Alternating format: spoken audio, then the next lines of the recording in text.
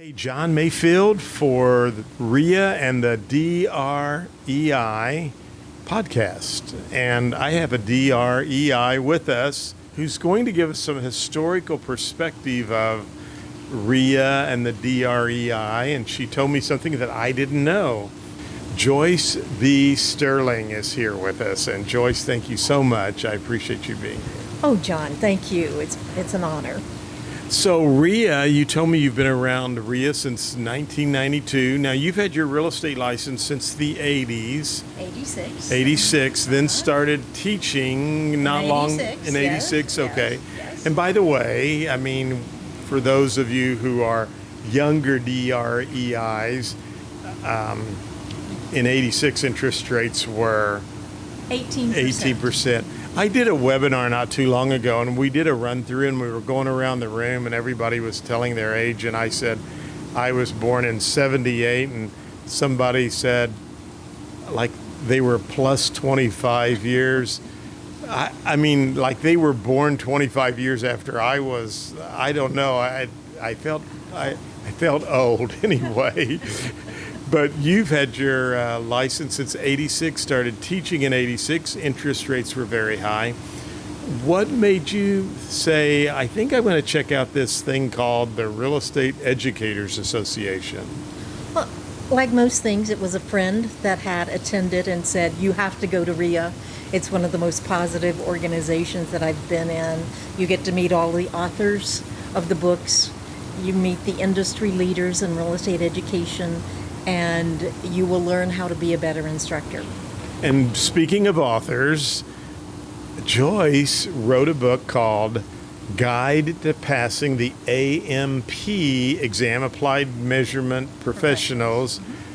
PSI purchased them, but you've written thousands of exam questions. And when you say that, coming to REEA and meeting the authors, when I saw Joyce here, and I think we met several years ago, I thought, that's Joyce B. Sterling. She wrote Guide to Passing the AMP Exam. Like that was, to me, one of the Bibles of real estate questions. I mean, if you were going to teach real estate in the 90s, you wanted that book. You did. And I would buy them by the 2 or 3 cases from Dearborn, and they would ship them to me, and I would sell them to my students. And so, just a side note there, because when you said that about meeting the other authors, it is cool when you come here and you see names of people who've written some really great content that you've always looked up to.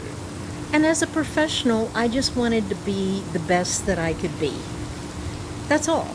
And that's still true today. There's always something new to learn. There's another way of sharing with people. And that's why I became a DREI in 2002. So I had taught for many years. So 2002, so this is your 22nd year, I guess, of having DREI, yes. Yeah. And started coming to REEA in 1992. So it took me a while. Now, was that in Louisville, Kentucky? Or was that in 1990? That Louisville, Kentucky was my... was later than that. Okay. Yeah, I think my first one was in Maine. Okay, in Maine. Don't hold me to 92. But It's you early know, 90s. and then I didn't come back to REEA for a number of years and really only got reacquainted, re-involved a few years ago and took my DREI. But that's such a testament that, you know, you're here today in 2024 at the conference because you want to network, you want to learn more. And thank you for this opportunity for the podcast. You're certainly So Joyce told me about a journal that they used to publish, that REEA used to publish. Tell us about that. And you were in the journal. I wrote an article. Again, it's one of those things, anybody that wants to write an article can write an article, and some get selected and others win an award. So mine was the REEA Journal Award for that year. And it's an article about the person that taught me how to teach. Because you can go to school, as all of us have a degree in education, and you can learn all of the theories. but there's still usually somebody that teaches you how to teach. And this was my story in the journal. When I was a student at the University of Kentucky, I worked my way through school, and in the summertime, I had a job. I was a case aide to a social worker in a mental hospital outside of Danville, Kentucky. At that time, it was a mental hospital. It's now a drug rehabilitation unit for teenagers. But I was the case aide to a social worker, and they were closing it as a mental hospital, and the people that were there that they had helped, many of them were going into homes to live, okay? And my job was 3 things that summer. Teach them how to dial a phone, table manners, and how to count money. And my boss said, that's your job. This is a group of people that we know that we're going to be transferring. We want you to teach them these 3 skills for when they get out in the real world. And I said, how? And she said, you're in college, you'll figure it out. And here's your budget. Interesting. So I bought play money and plastic knives and forks and spoons, and they gave me some tools to work with, but those were my tools. And after I taught them how to count money and a phone, how to dial the phone. Now, it was like, okay. And they said, now they can have $10, and you're going to take them into town and go to a store and let them go in and buy something. And let's see if they really know how to count money and that they're getting the correct change. And I said, I'd like to start with 1. And they said, okay. So I picked this woman, her name was Mary. And by the way, she was in the mental hospital. I mean, some of the stories were so sad. But she had been a teacher at one point in her life. But she had been in the mental hospital for so long. I mean, this is like one flew over the cuckoo's nest. It really was. And we go out. I'm taking Mary out. I can sense her anxiety. And we get in the car. I got in on my side of the car. And it was summertime. The windows were rolled down. I got in on my side of the car, John. And I fully expected her to walk around to her side and get in. And instead, with my window rolled down, she turned and she stooped down and she looked at me and she said, how do I get in? Wow. And I just wanted to cry. Oh, I bet. And I knew I couldn't. And I said, oh, I'm sorry. Here. And I got out. I said, let me show you. So I literally walked around, showed her how to open the door, how to roll the window up and down, and how to close the door. I don't even think we had seat belts, okay? But maybe we did. I think we did. We just didn't use them back then. Yeah. Yeah. And I turned on the engine, and I could see her out of the side of my eyes. And I was just talking to her. I showed her how to turn the radio on and off. I mean, it had been so long since she had even been in a car. And things had changed so much. And this mental hospital was a good 2 miles off the main road. And the further I drove away from the hospital, the more agitated she was getting. So that day, all we did was drive to the edge of the grounds, let her see the cars drive by, and I took her back home. And she was okay. I said, tomorrow, we're going to go drive around town. And she did the next day. And then finally, the 3rd day, we went into a little 5 and dime shop, and she bought some items and paid for it herself. By that time, she was beaming, John, that she had done all of this. Now, at that time, I didn't know what part to whole learning meant. but you can look that up on the internet. There's a concept. It's not what I know that is important. Well, that is important because I have to know something to be a teacher, but it's identifying where your student is and then leading them one step at a time to where you need for them to go. Interesting concept. I mean, that's so true. Because in essence, all of your students are looking at you going, how am I ever going to learn all of this? How am I ever going to remember all of this? And how am I going to pass that test? Or how am I going to be successful in the business? And they're looking for you to be that guide and that mentor. And you just have to, and you know this, you have to give them all different types of learning tools to be able to learn what they need to learn. But I always remember Mary, and then my other favorite saying about teachers is this, is WWASD. And WWASD means, what would Anne Sullivan do? Interesting. And so that was the concept of your article, or? Yes, this whole thing, the Mary story, and I mean, how would you be Anne Sullivan and teach somebody that's blind and deaf how to do anything? Right. Okay, for those that may not know who Anne Sullivan is, she was the teacher of Helen Keller. And of course that was a lot of one-on-one tutoring, but she did it. And I encourage that for the students as well. Yes, part of this, whoever said learning was easy? Who said that? That's right. Okay? Maybe you've got one of those brains that you can read something one time and know it, but that's not me. I'm looking at, do I need to see it? Do I need to hear it? Do I need to write a story about it? And you know this. You know your material when you can teach it to someone else. So if you're struggling with a concept of what's the difference between joint tenancy and tenancy in common, read it and then go to your spouse or your kid and say, let me tell you about this, see if it makes sense to you. Yeah, absolutely. It's very good. So That's fascinating. So the journal, you were in the that. article. Yeah. Yes. So and we have no journal today, but maybe we can get a digital flip journal. I got a PDF of it at home. Okay. I'll Well, send it to you well, if you'd good. like to see it. Good. So then, 2002, you want to get your DREI. What made you take that step? It was just, I saw the DREIs, I saw how good they were as an instructor, and I just wanted to be that good.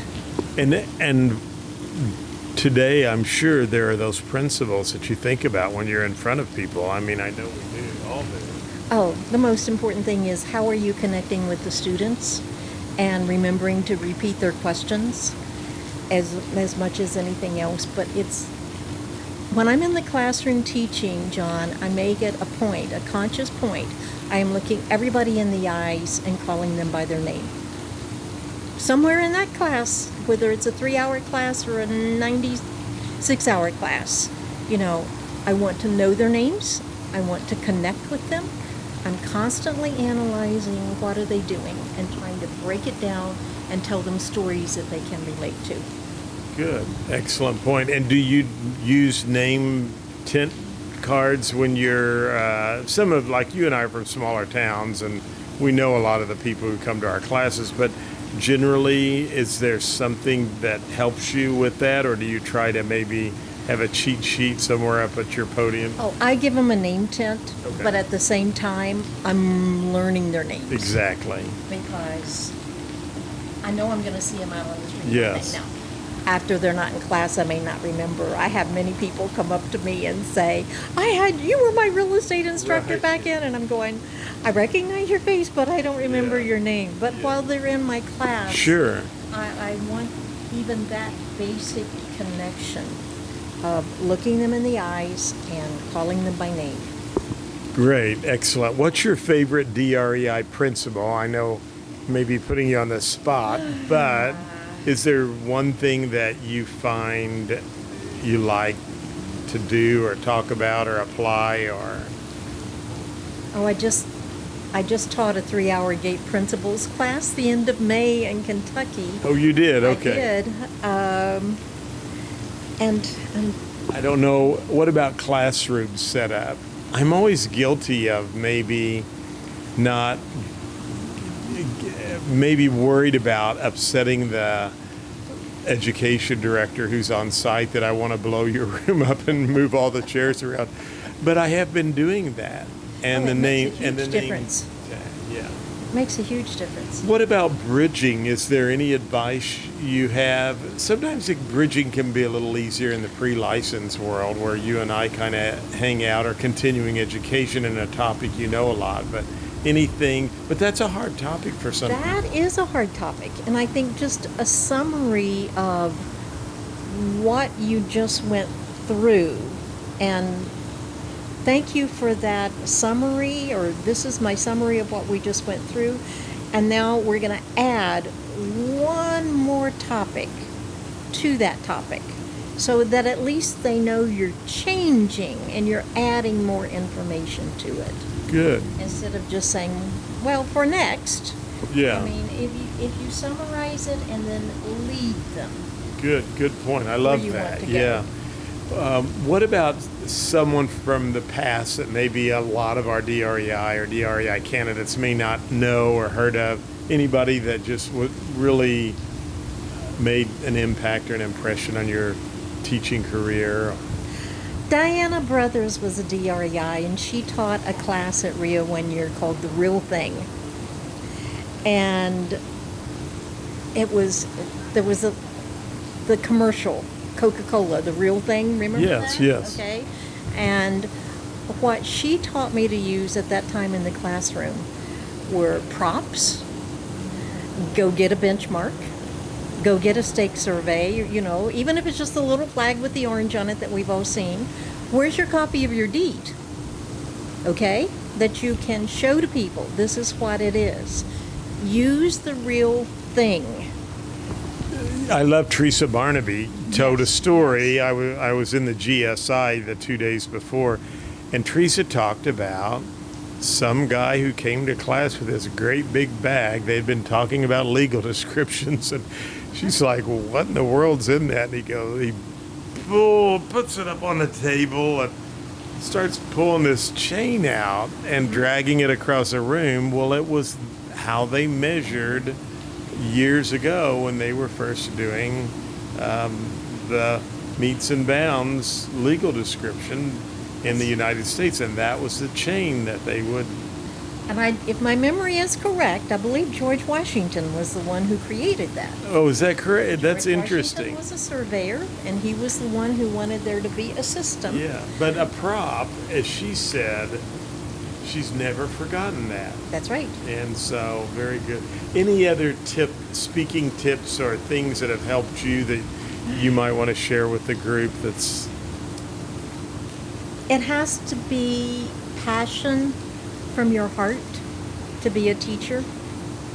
And all of us, and including me, there have been times I said, I can't tell anybody one more time with enthusiasm what a general warranty deed is. And we talked about that at GSI, and that's when you either need to take a break or get out of it. Take a break, and because I've done that at different times. It does. You and I are on the same page as far as really taking time each day to be grateful and Yes. spending time in however you call that relationship, whatever it is to you. But it's important that we're thankful, grateful, appreciative, and I think doing that has helped me become more enthused and remotivated. And I think we have to take time for ourselves. We do. And teaching is not about what I do to feel good about myself. You have to, it's just like, I know you've heard the saying, you have to love yourself before you can really love anybody else. Right. And you have to love teaching for the sake of teaching. If you're teaching to try to get your self-esteem from somebody else and to get the accolades and the praise, to me, that's the wrong reason to be teaching. You're teaching to give. Exactly. You're teaching to say, hey, I've been along this road. And I do. When people pass, they say, thank you so very much. And I say, you're welcome for what I did. But thank you for putting in the hard work. I'm just the guide pointing you in the right direction. That's all. Right. And you were listening. And I know if you're listening, I can help you get past this test if you're willing to put in the work. Right. So- Great advice. So be the best guide that you can be. And to me, that's the part that's an honor, to help somebody else out along the way. Very good. And a great place for us to stop the podcast as truly the thing we need to remember. So, It is. Joyce, thank you so much thank you. for this opportunity and letting us peek back a few years for the DREI and REEA. And I'm telling you what, this lady has been such a mentor to me over the years with her books, and I was in awe, as I mentioned earlier, when I saw you at the conference. It's like, that's Joyce B. And so anyway, thank you so much for that. You are most welcome, John. I- Thank you for all that you do. Yeah, thank you. You're a board member, and that's a lot of work. Well, thank you. Well, thanks for watching the video. I hope you enjoyed it, or if you're listening to it in your car, as always, have a great day, and check out some of the other interviews we've done on the REEA website. Good luck, everyone. Bye.